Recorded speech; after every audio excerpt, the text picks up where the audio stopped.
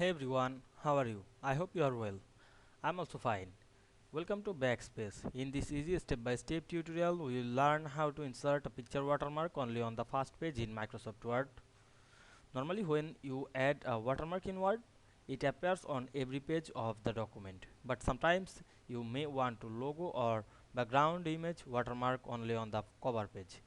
In this tutorial, we will discover the simple method to using header editing and the different first page option so the watermark image appears only on the first page and not on the rest of the document. So let's get started.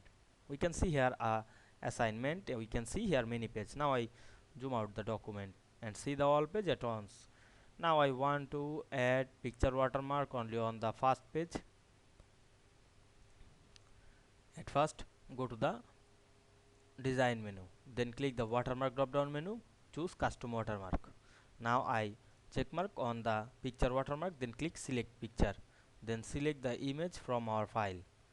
Now you can see here a logo, then click OK, then click again OK. Now you can see here added the watermark on all the every page.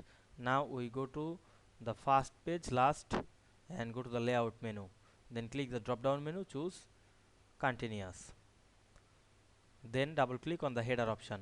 Then we can see the first page is section 1 and the all page is section 2. Now I go to the second page, then turn off the link to previous option, then select the header text image and click delete.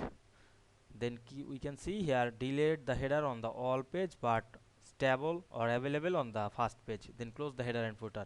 Then you can check the first page, we make the header watermark on the first page easily. I hope you understand this process. If this video helped you, don't forget to like, comment and subscribe my channel to get more than important video very soon.